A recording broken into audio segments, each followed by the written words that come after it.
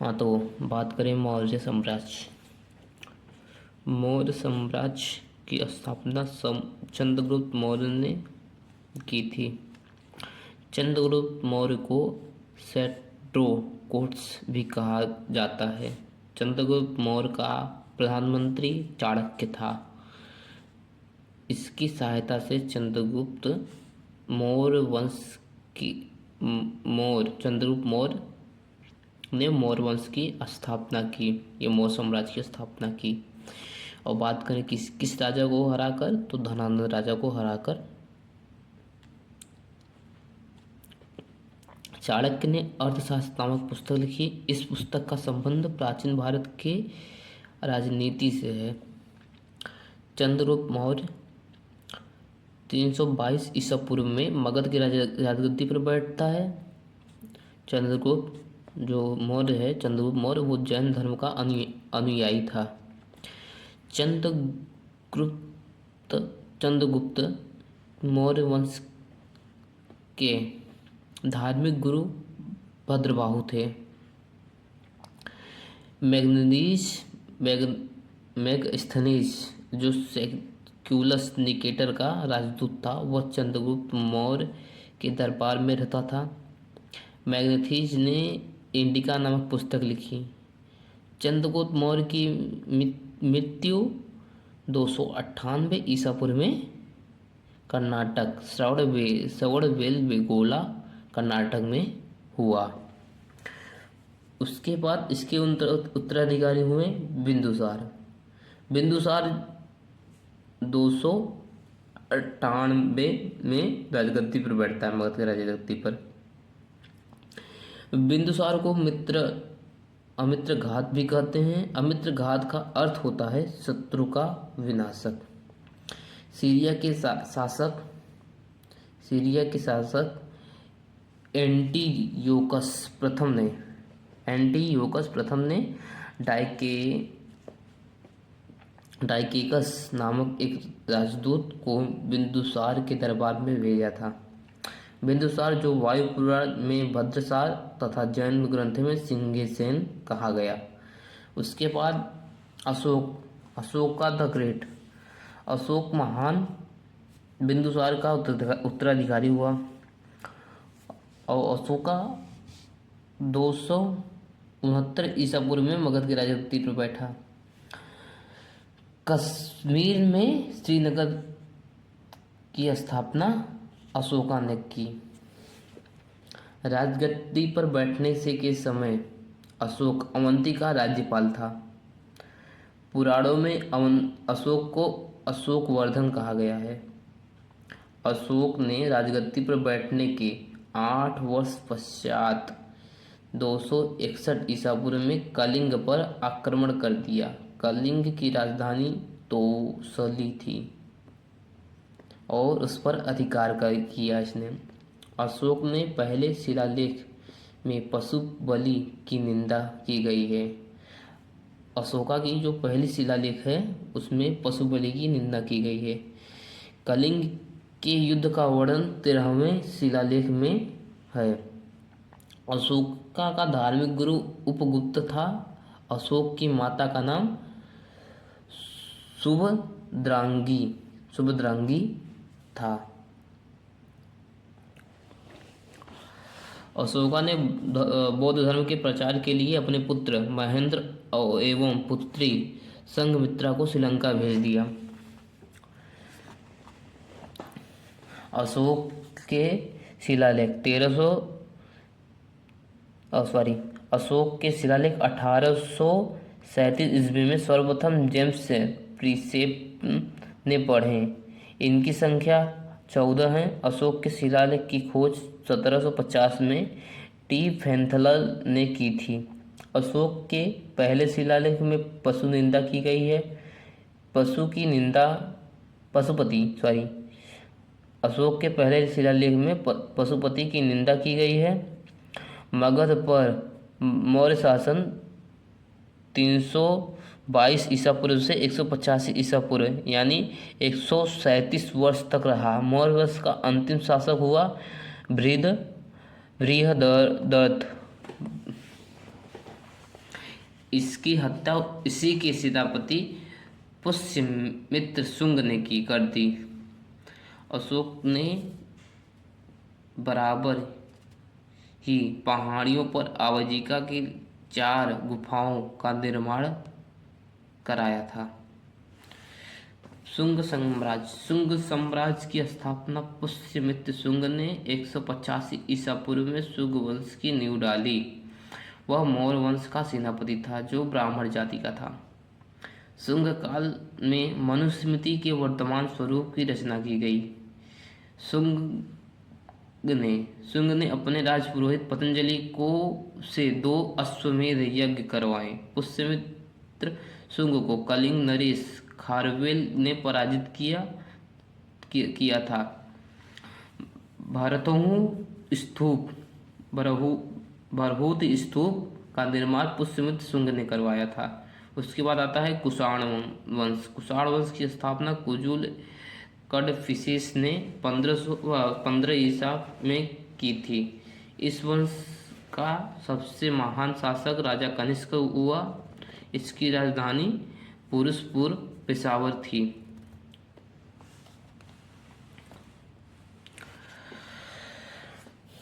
कुषाण की दूसरी राजधानी मथुरा थी। कनिष्क ने 78 ईसा पूर्व में गद्दी पर बैठा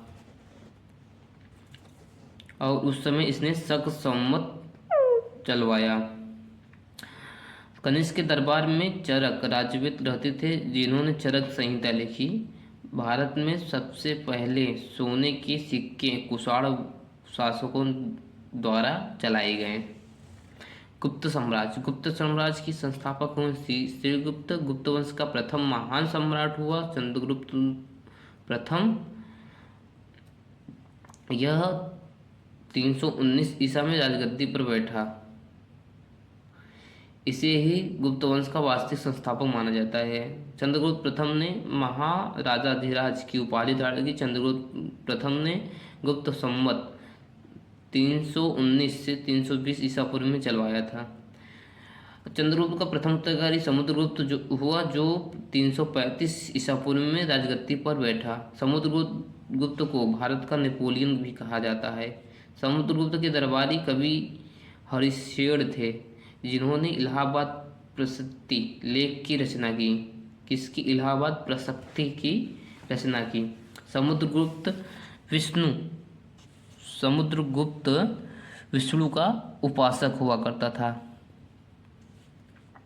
एक बार पिछली लाइन ये देखेंगे यहाँ से। चंद्रगुप्त प्रथम ने महाराजाधिराज को उपाधि धारण की। चंद्रगुप्त प्रथम ने गुप्त संवत 319-320 ईसा में चलवाया था। चंद्रगुप्त के प्रथम उत्तराधिकारी समुद्रगुप्त हुआ जो 335 ईसा पूर्व में राजगद्दी पर बैठा। समुद्रगुप्त को भारत का नेपोलियन भी कहा जाता है। समुद्रगुप्त के दरबारी कवि हरिशेर जिन्होंने इलाहाबाद प्रस्तुति लेख की रचना की। समुद्रगुप्त विष्णु का उपासक था। समुद्रगुप्त जो था वो विष्णु का उपासक था। समुद्रगुप्त संगीत प्रेमी था। इसके सिक्कों पर वीणा बजाते हुए दिखाया गया। इसके सिक्कों पर वीणा बजाते हुए दिखाया गया। चंद्रगुप्त द्वितीय इसका उत्तराधिकारी हुआ। चंद्रगुप्त द्वितीय ने विक्रमादित्य की उपाधि धारण की, इसलिए इसे चंद्रगुप्त विक्रमादित्य के नाम से भी जानते हैं। चंद्रगुप्त द्वितीय के समय चीनी यात्री फाहान भारत आया। चंद्रगुप्त द्वितीय के दरबार में आर्यभट्ट, धन्वंतरि, ब्रह्मगुप्त, वराहमिहिर जैसे विद्वान रहते थे। नालंदा विश्वविद्यालय की स्थापना कुमारगुप्त ने की। नालंदा विश्वविद्यालय की स्थापना कुमारगुप्त ने की। इस विद्यालय को ऑक्सफोर्ड ऑफ महायान बौद्ध कहा जाता था। गुप्त शासकों में सर्वाधिक अभिलेख कुमारगुप्त प्रथम के हैं। हूणों का आक्रमण स्कंदगुप्त के काल में हुआ। जूनागढ़ अभिलेख में हूणों के म्लेच्छ कहा गया। हूणों को म्लेच्छ कहा गया। हूणों का महत्वपूर्ण शासक तोरमान था। सुदर्शन झील का पुनर्निर्माण स्कंदगुप्त ने कराया था। गुप्त राजाओं की शासकीय भाषा संस्कृत थी। गुप्त काल में दास प्रथा भी प्रचलित हुआ करती थी। संस्कृत भाषा में प्रसिद्ध कवि कालिदास हुए। कालिदास समुद्रगुप्त द्वितीय के दरबार में रहते थे। कालिदास के द्वारा रचित अभिज्ञान शकुंतलम प्रथम भारतीय रचना है, जिसका अनुवाद यूरोपीय भाषा में हुआ। सांस्कृतिक उपलब्धियों के कारण गुप्त वंश के गुप्तकाल को भारत के इतिहास का स्वर्ण युग कहा जाता है। पुष्यभूत वंश या वर्धन वंश, इसका संस्थापक पुष्यभूति था। इसकी राजधानी थानेश्वर हरियाणा थी। इसकी पुत्री का नाम राजश्री था। राजश्री का विवाह कन्नौज के राजा गृहवर्णन के साथ हुआ। हर्ष और पुलकेशिन द्वितीय के बीच नर्मदा नदी के तट पर युद्ध हुआ, जिसमें हर्ष पराजित हुआ। चीनी यात्री ह्वेनसांग हर्षवर्धन के दरबार में आया। वह नालंदा विश्वविद्यालय में पढ़ने के लिए भारत आया था। ह्वेनसांग ने शूद्रों को कृषक कहा। बाणभट्ट हर्षवर्धन का दरबारी हुआ करता था, जिसने हर्षचरित तथा कादम्बरी नामक पुस्तक लिखी। हर्षवर्धन द्वारा रचित नाटक प्रियदर्शिका, रत्नावली, नागानंद, कुंभ मेले को प्रारंभ करने का श्रेय हर्षवर्धन को जाता है। दक्षिण भारत के प्रमुख राजवंश के बारे में लोग हम पढ़ेंगे। पहला राजवंश आ जाता है पल्लव वंश। पल्लव वंश का वास्तविक संस्थापक हुआ सिंह विष्णु थे। महाबलीपुरम के रथ मंदिर का निर्माण पल्लव राजा नरसिंह वर्मन प्रथम ने कराया था। नरसिंह वर्मन द्वितीय का दरबारी कवि संस्कृत विद्वान दंडी था, जिसने 10 कुमार रचित की नामक पुस्तक लिखी। चोल साम्राज्य, इस वंश का संस्थापक विजयालय हुआ। इस वंश का संस्थापक विजयालय हुआ था। राजा विजयालय ने नरकेसरी की उपाधि धारण की। इसकी राजधानी तंजौर थी। राज प्रथम ने श्रीलंका पर आक्रमण किया। वहाँ के राजा महेंद्र पंचम को भागना पड़ा। राज प्रथम शैव धर्म का अनुयायी था। तंजौर में स्थित राजेश्वर मंदिर को राज प्रथम ने बनवाया था। यह मंदिर भगवान शिव शंकर को समर्पित है। चोल वंश का राजकीय चिन्ह भाग था। चोल वंश का अंतिम शासक हुआ राजेंद्र तृतीय। उसके बाद पढ़ेंगे परमार वंश। इस वंश का प्रारंभ 9वीं शताब्दी में मालवा क्षेत्र में उपनेन्द्र अथवा कृष्णराज द्वारा हुआ था। राजा भोज इस वंश का सबसे प्रतापी राजा था, जिसने भोजपुर नगर एवं भोजसर तालाब का निर्माण करवाया था। उसके बाद राष्ट्रकूट वंश, इसकी संस्थापक दंती दुर्ग था। इसकी राजधानी मणिकर या मान्यखेद थी। इसका उत्तराधिकारी कृष्ण प्रथम था। एलोरा के प्रसिद्ध कैलाश मंदिर का निर्माण कृष्ण प्रथम ने करवाया था। पाल वंश के संस्थापक हुए गोपाल। पाल वंश के महान शासक हुआ धर्मपाल ने विक्रमशिला विश्वविद्यालय की स्थापना की। सातवाहन वंश का संस्थापक सिमुख था। सातवाहन वंश की राजधानी प्रतिष्ठान थी। सातवाहन वंश का प्रमुख शासक गौतमी पुत्र सातकर्णी था। सर्वप्रथम सातवाहनों ने शीशे की मुद्रा चलाई थी।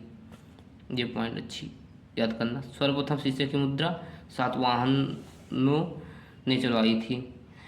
काले का चैत्य तथा अमरावती स्तूप सातवाहनों की महत्वपूर्ण स्थापत्य कला का उदाहरण है।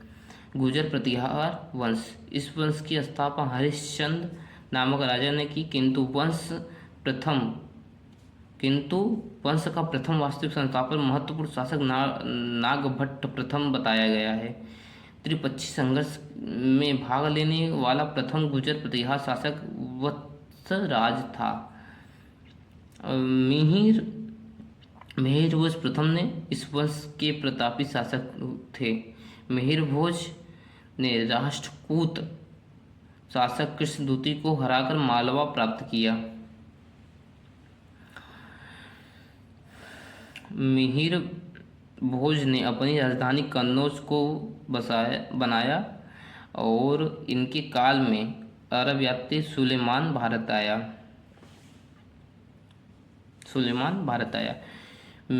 मिहिर भोज को आदि वारहा और प्रभास की उपाधि प्राप्त की थी। इस वंश का अंतिम शासक यशपाल हुआ। तोमर इस वंश की स्थापना नन्नुक ने 9वीं शताब्दी में की थी। इसकी राजधानी खजुराहो थी। यशोवर्मन ने खजुराहो के प्रसिद्ध मंदिर चतुर्भुज मंदिर विष्णु मंदिर का निर्माण करवाया था। चंदेल वंश का शासक परमिद्रिदेव 1182 ईस्वी में पृथ्वीराज चौहान से पराजित हुआ था। आल्हा एवं उदल वीर योद्धा परमद्रिदेव के दरबार में रहते थे। आइए कुछ महत्वपूर्ण राजवंश और उनके संस्थापकों के बारे में पढ़ लेते हैं।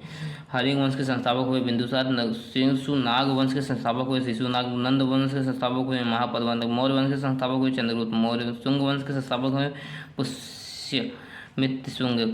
कण्व वंश के संस्थापक हुए वासुदेव। उत्पल वंश के संस्थापक हुए अवंती वर्मन। गंग वंश के संस्थापक हुए बृहस्पति पंचम। गढ़वाल वंश के संस्थापक हुए चंद्रदेव। सातवाहन के संस्थापक हुए सिमुक। कुषाण वंश की स्थापना कुजुल ने की। गुप्त वंश के संस्थापक श्रीगुप्त ने की। वाटकच वंश की संस्थापक विंध्य शक्ति ने की। वर्धन वंश की संस्थापक पुष्यभूत ने की। चोल वंश के संस्थापक हुए विजयपाल। पल्लव वंश का संस्थापक सिंह विष्णु ने की। राष्ट्रकूट वंश के संस्थापक दंती दुर्ग ने की। पाल वंश के संस्थापक गोपाल ने की। चौहान वंश के संस्थापक वासुदेव। परमाल वंश के संस्थापक उपेंद्र और चंदेल वंश के संस्थापक ननुक और पुष्यवर्धन ने वर्मन वंश की स्थापना की। आगे हम पढ़ेंगे कल भारत का मध्यकालीन इतिहास। जय हिंद, जय भारत।